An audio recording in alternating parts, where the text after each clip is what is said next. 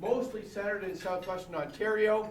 And I think what makes Fanshawe special is how we are very community-based with strong business and industry partnerships throughout the region. 3,000 folks work at the college. They would be full and part-time. And we're over $300 million a year business. Putting more and more emphasis on flexible delivery. And so whether you choose to learn in a classroom or online, whether you're a full-time or a part-time student, whether you want to learn during the day or in the evenings, we also make opportunities to start not only in the fall, winter, and spring, but we offer some intakes throughout the whole year, and obviously compressed and fast-track programs. 600 articulation arrangements with other post-secondary schools across the country and internationally, and proud to be in the top 10 research colleges in the country with a very aggressive research and innovation strategy. A little bit about our students. Over half are female, and still a rather young gang with an average age of 22 years of age. About a third of the students come to the college direct out of high school, and 2/3 of them might work, might travel, might take a break before deciding to pursue a post-secondary school. And so 1/3 right out of high school, and 2/3 take a bit of a break before they come. 2/3 of our students are, though, from southwestern Ontario. And I talked about the number of different options. There's a good credential mix there. Half of what we do is the 2-year diploma, but we also have a quarter of our students doing a 3-year advanced diploma, and there's a mix of other things, including grad certs, which is becoming more and more popular, particularly for university students who choose to come to Fanshawe for a 1-year program that's focused in an area of study that turns them on and often leads to a job. A quarter of our students are first generation post-secondary, so they would be the first person from their family going to a post-secondary school. It's down a little bit. It was, when I started 5 years ago, a third of our students were first generation post-secondary, but I think it's still a striking number of students at the college are first generation in the post-secondary world. A small number, but we're hoping to grow it, are Indigenous students. Still 80% are single, and almost a third have a household income of less than $30,000 a year, which would indicate why a quarter of our students work full-time while they go to school, and half of them work part-time while they're at school. I am immensely proud, though, of the fact that 88% of our graduates find work within 6 months of graduating from Fanshawe, and those that employ our students indicate an employer satisfaction rate of 94%. So those are provincial leading numbers, and great for the college and great for the region, who is super supportive of what we do. There are a number of student services that are available at Fanshawe, from our registrar, a library. We offer and have the largest recreation program amongst all colleges in the province. Great varsity sports, and our varsity sports teams kicked butt this past year with well over 20 provincial championships, and many of those teams went on to national competition, and we have some national champion teams. So there are some great programs and great sports that are played at Fanshawe College. 1,600 beds in our residences, and we have traditional student residence as well as a townhouse complex across the street from our Oxford Street campus, with a goal, by the way, of making that a net zero residence complex, and a lot of work with industry partners in our aim to achieve that. A lot of our students do co-op and other placements also in the region, and with the courtesy and support of a number of local businesses. They might involve you. Greater emphasis on wellness, counseling support, and more for our students. We're always bringing in brand new programs. We launched 5 new programs this fall. On the screen here, it's been part of the success of the college in how we respond, because each of these programs has a program advisory council made up of industry partners who allow us to tweak programs to keep them relevant. Say, hey, this program's run its course. It should probably be put to bed. And here are some thoughts of new programs that you should be working on. So always adding and taking off programs from our opportunities for students. We're all over southwestern Ontario. Our largest presence is on Oxford Street, as most of you would know. Proud that we now have a downtown campus. I'll touch on that in a moment. But we do have full regional campuses in St. Thomas, Woodstock, and Simcoe, and a host of other delivery sites from Goderich to Clinton, Strathroy, everywhere. Tillsonburg, and more. I would like to touch on downtown London here, because there's a lot happened in the downtown. We now have 3 buildings downtown, so we have a downtown campus. We opened what many of you might know as the old Kingsville building this past fall. It's the home of the School of Tourism, Hospitality, and Culinary Arts. We also have some of the software programs from our IT school that are there. It's a wonderful building. It's got great nods to the Kingsville family and the past.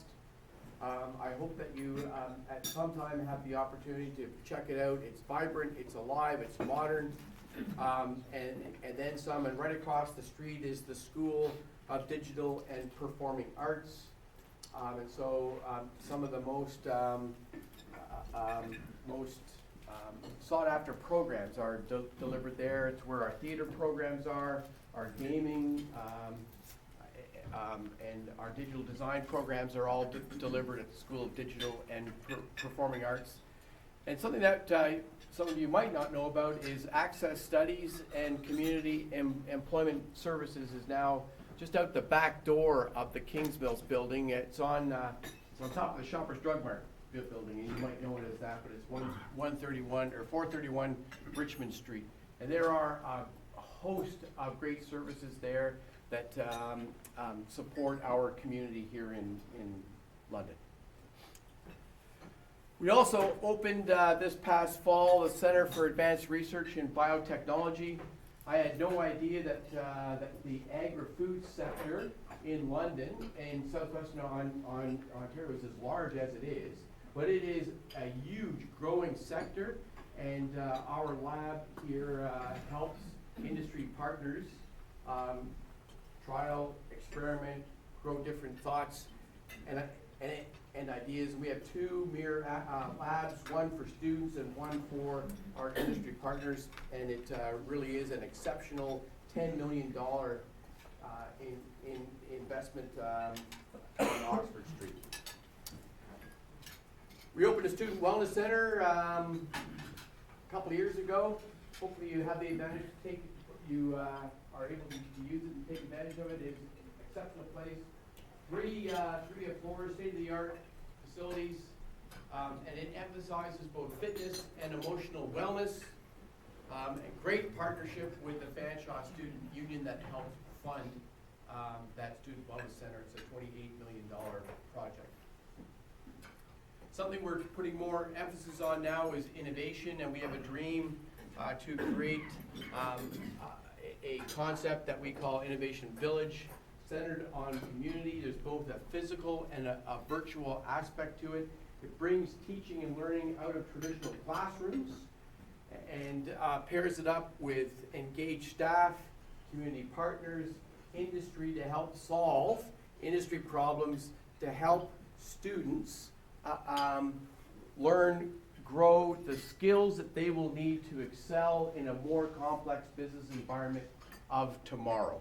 It's a renovation opportunity on our Oxford Street campus, and we just finished a great innovation week with Innovation Day this past week, and part of our dream is what we call the I4C Hub, where faculty, students, and industry will converge, collide, collaborate, and create solutions to new problems, and we hope that it will be of interest to all of you to engage with us. So we're a proud organization of those 43,000 students, 3,000 faculty and staff, with a great presence all over southwestern Ontario.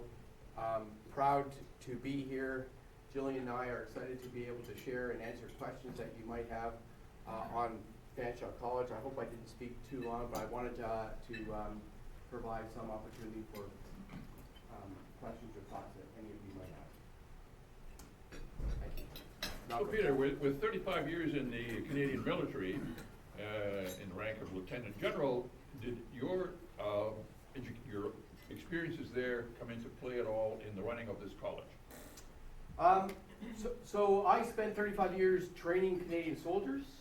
I'm now involved in, just changed the word train to educate. And there are a lot more similarities than there are differences, Malcolm. And so it's been great. The college was welcomed me with open arms. Howard Rundle, who many of you probably know, is a great guy. And Howard and Linda have become dear friends to my wife Judy and I, and so I just I've been lucky enough to follow in Howard's footsteps. But I think it's like most things, it's an organization that was looking for direction, and I happened to come along, and with Howard's wisdom and the wisdom of the faculty and staff there have pointed us. We've grown a bit and continue to, well, we've grown about a third over the past 5 years, all tied to new programs and being agile enough to respond to industry and business needs. First of all, thank you for your service. My younger brother is a member of the infantry for over 13 years now, and we both know how much commitment it takes and bravery, so thank you for that. My question's about financing. So both my brother and I decided to take the route of university. We both found at the end of our undergraduate that it didn't seem like we had learned any employable skills. So my question to you is in regards to the cost of going to Fanshawe. In light of the recent changes the government made, has the cost to the average student come up closer to a university level of tuition, or is it stayed a little less as it has historically?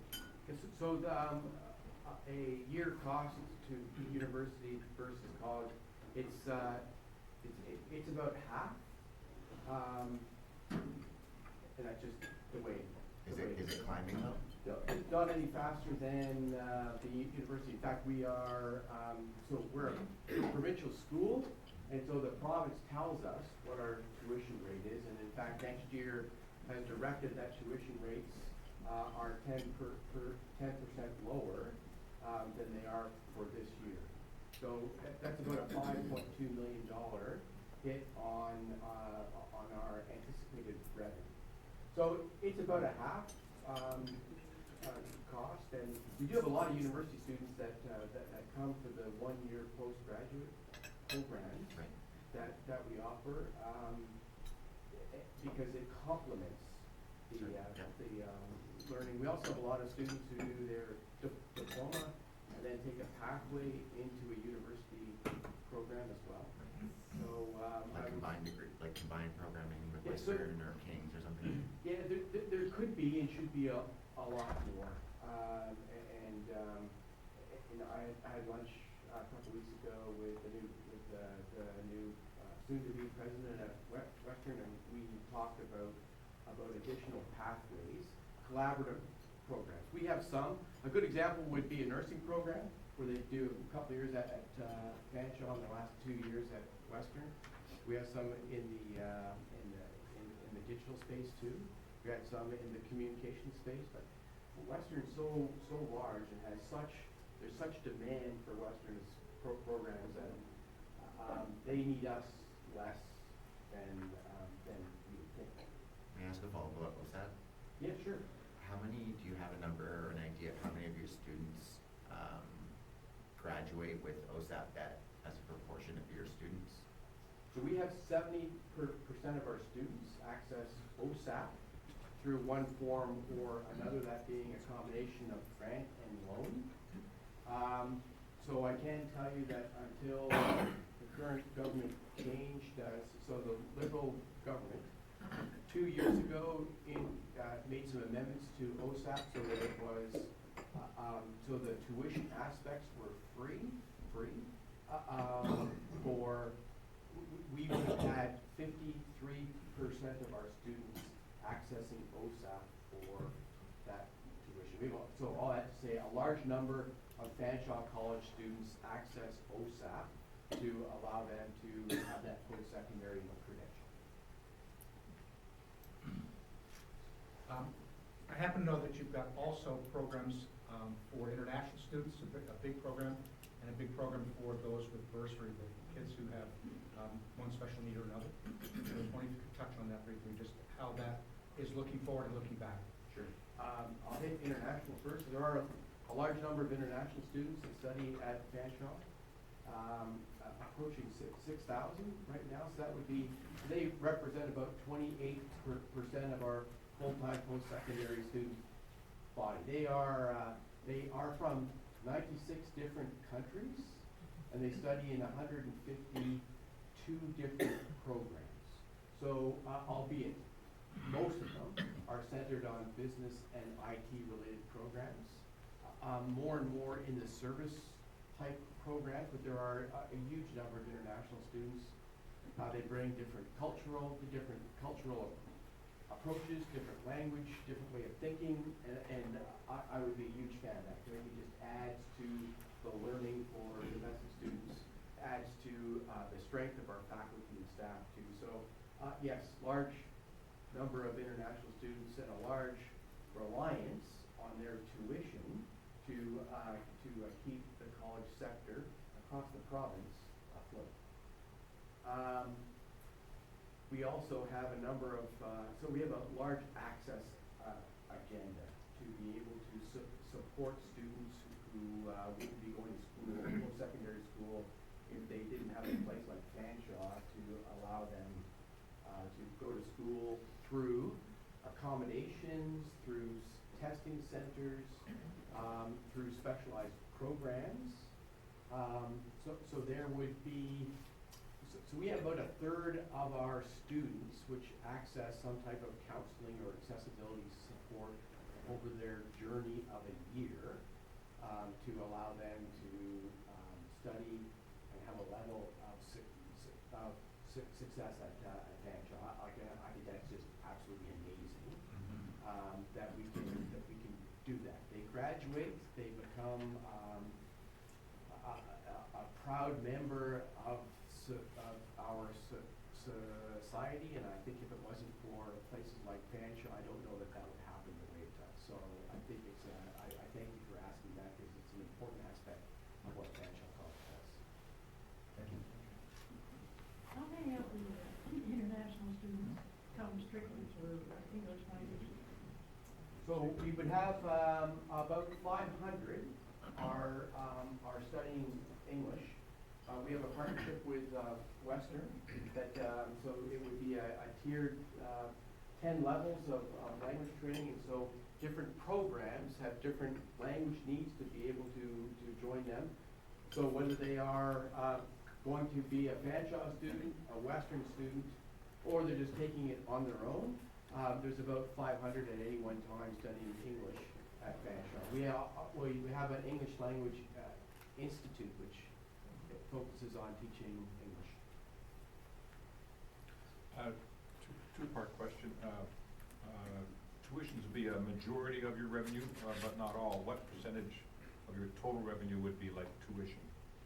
So it would be probably about now, so there's international tuition, and there would be domestic tuition, and there would be government grant.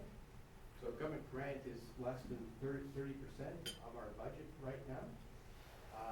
And so, I'm just doing the math in my, so we have to make up we do about 15% from ancillary operations, from running the residences, from running a bookstore, from running and operating parking services.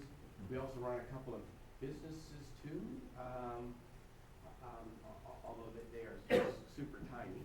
And so it would be about 50 or so percent of our revenues from both international and domestic tuition. We get no grant from the province for an international student. And so it's just tuition, and tuition rates for international students approximately are about three times what they are for a domestic student. You already answered my second question. That's, I'm talking colleges, I'm not as familiar Yeah. with the international rates for university, but to go to fan jobs about three times. So, I want to support and compliment Fanshawe College and your efforts in providing the kind of leadership that needs to. I had the opportunity to speak with Jillian before our meeting. You know, pretty much my understanding is the kind of leadership that's required from a community college today in Canada.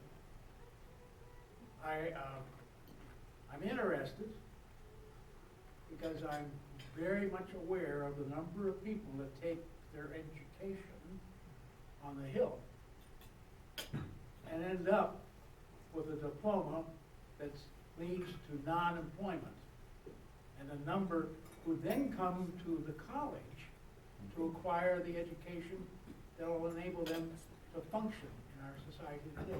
Do you have any numbers on the number of people graduating from university or even not graduating and then coming to college to complete their education?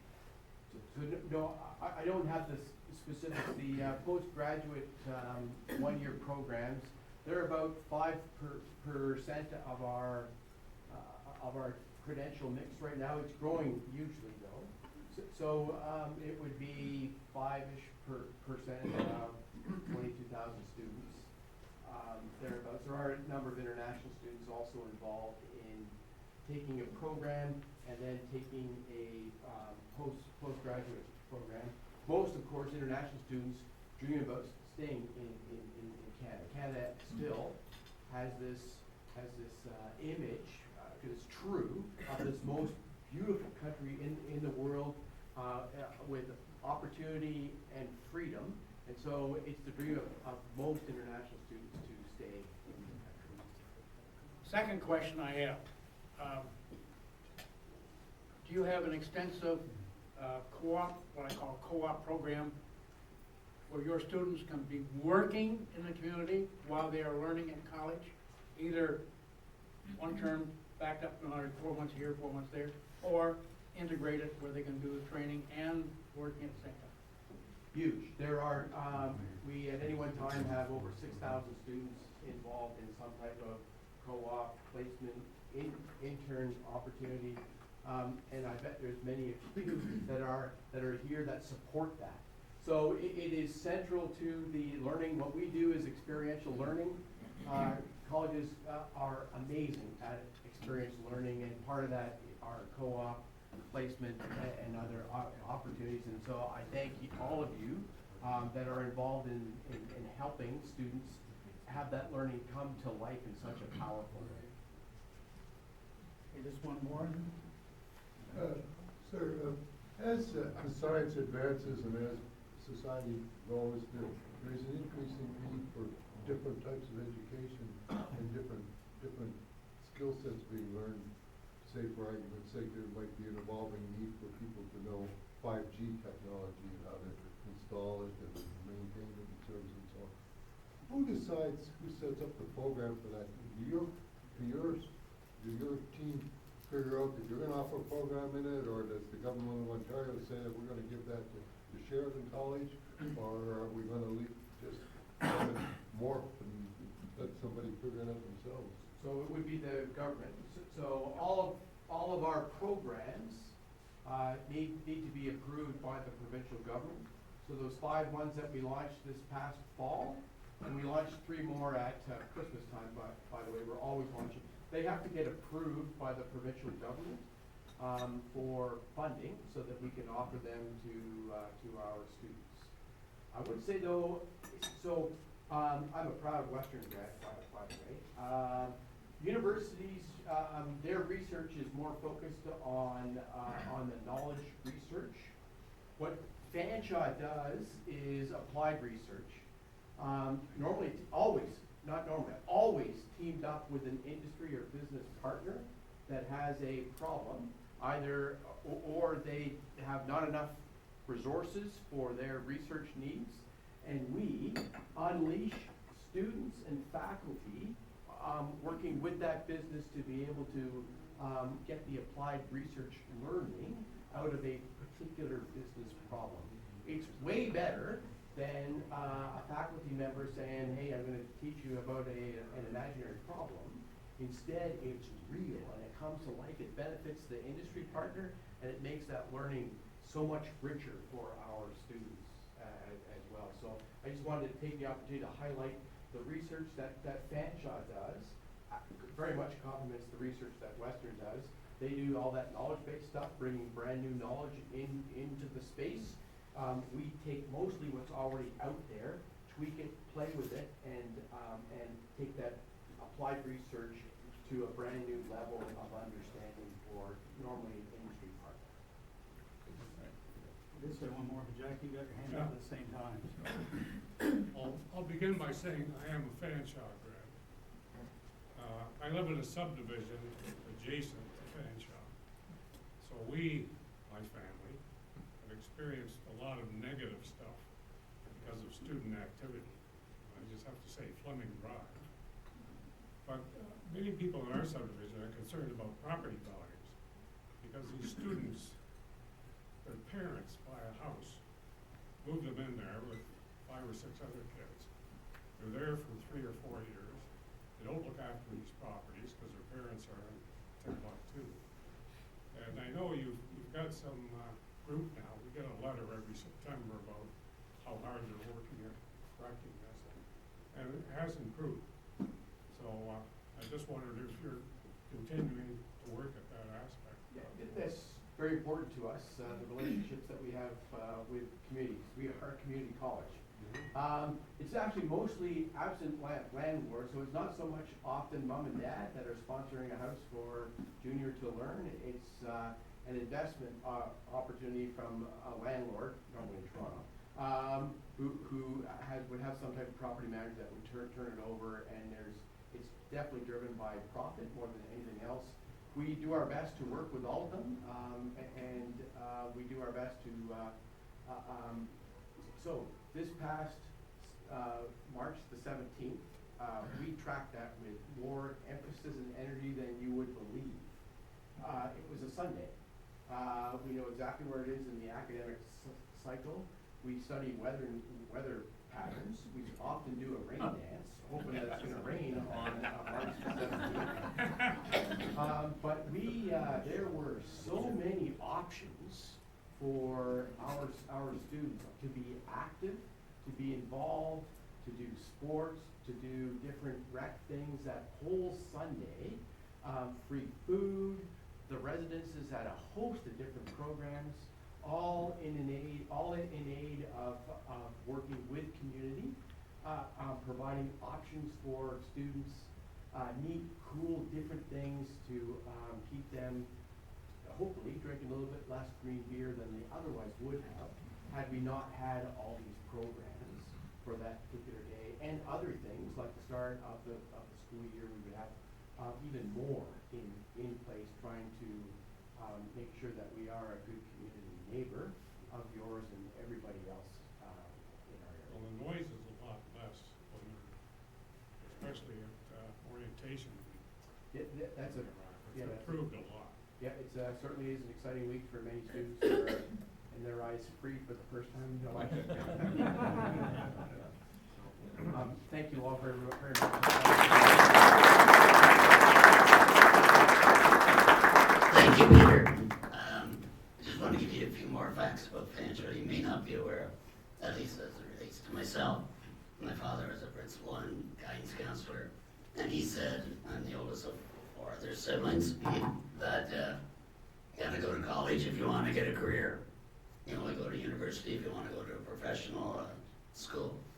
So out of the 5 of us, 4 of us are Fanshawe grads, and then we all went on, and we're all Western grads, with the exception of one who decided to go to U of A. And I've been really attached to Fanshawe since '71. Served, worked, or whatever, under 4 presidents. So after graduating, I worked in continuing ed, and then eventually came on